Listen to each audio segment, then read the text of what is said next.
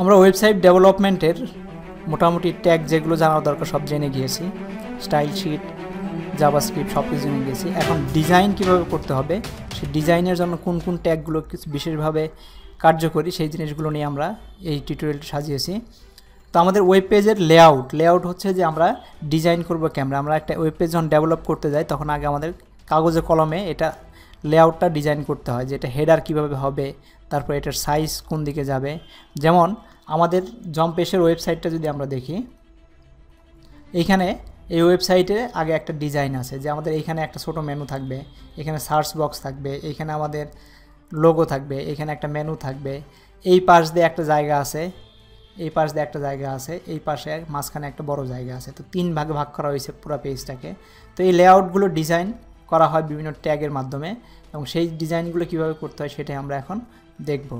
তো লেআউটে আমরা একটা করা যায়, টেবিলের মাধ্যমে আমরা লেআউট ডিজাইন করতে পারি সিম্পল ওয়েতে, যে টেবিল ট্যাগটাকে ব্যবহার করে আমরা, যেমন এখানে আমাদের জম্পেশে দেখলাম 3টা ভাগে ভাগ করেছি, ওইভাবে 3 ভাগে ভাগ করতে পারি। যেমন আমরা লেআউটটা যদি এইভাবে দেই, এখানে হচ্ছে this is web page main title, এখানে মেনু টেনু সব কিছু থাকবে, এইটা একটা ভাগ, এইটা একটা ভাগ, এইটা একটা ভাগ, আর এইটা একটা ভাগ। যদি এইরকম আমরা ডিজাইন করতে চাই তখন আমাদের কিভাবে টেবিলের মাধ্যমে করতে পারি সেটা আমরা এখন দেখব। তো এইখানে এই পাশ দিয়ে আমাদের মেনু থাকবে, মেনু ক্লিক করলে এখানে আসবে, এইখান থেকে আমাদের কপিরাইট থাকবে। এই লেআউটটা ডিজাইন করবো আমরা টেবিলের মাধ্যমে।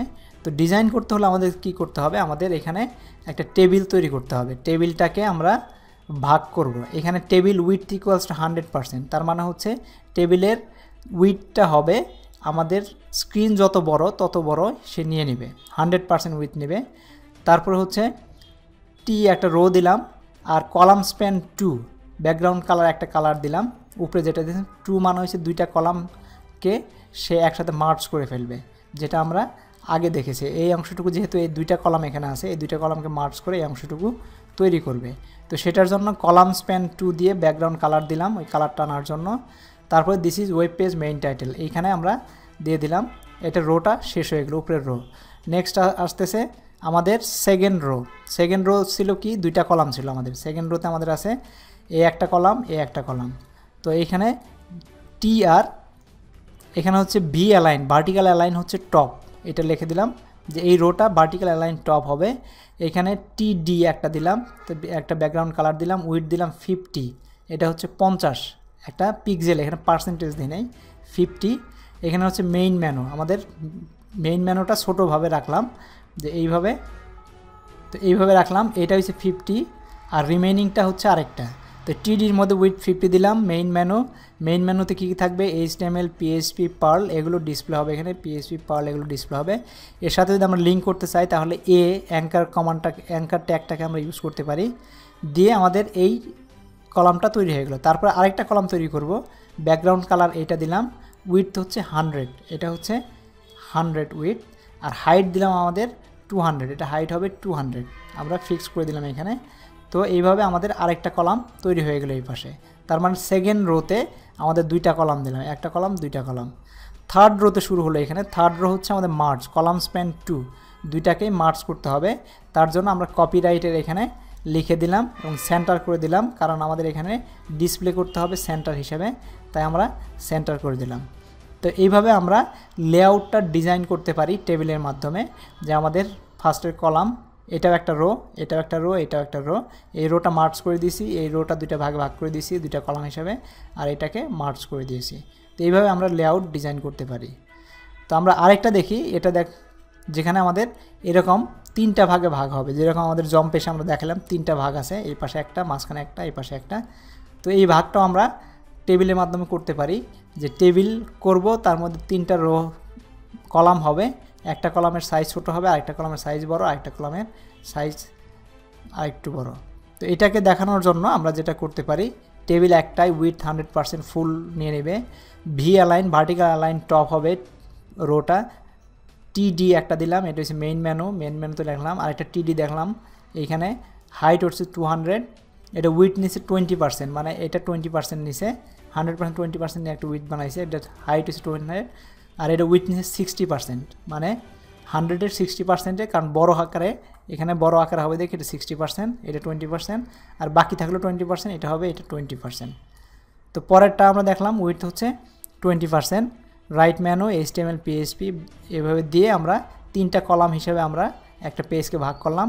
এখন এই টি ডাটার মধ্যে আমাদের যত যা আছে সব কিছু লিখতে পারি, তাহলে আমরা 3 ভাগে ডিজাইনটাকে সুন্দরভাবে রিপ্রেজেন্ট করতে পারবো।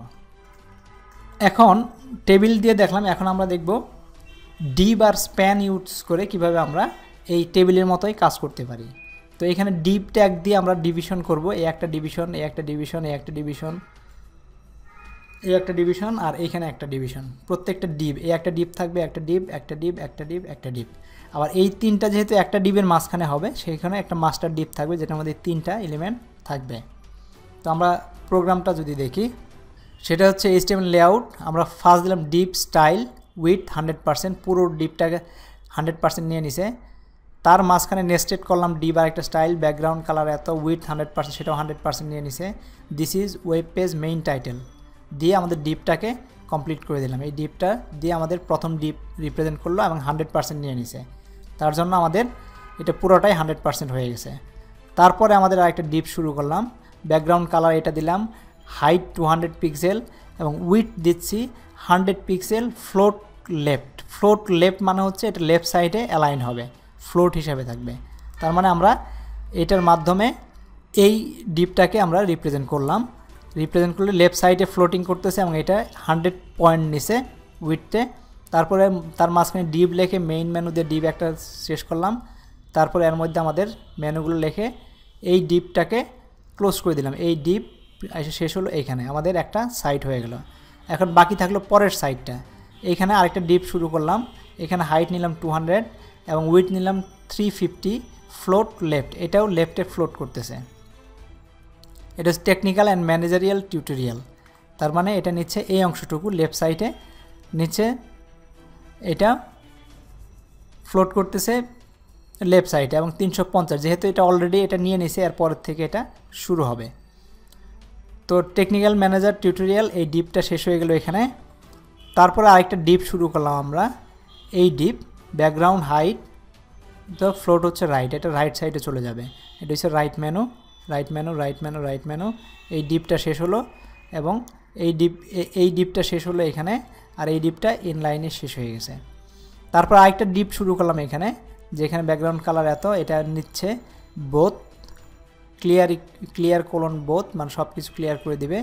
সেন্টার রাখতেছি এই কপিরাইট 2015 jompage.com, এই ডিপটাকে আমরা ক্লোজ করে দিচ্ছি।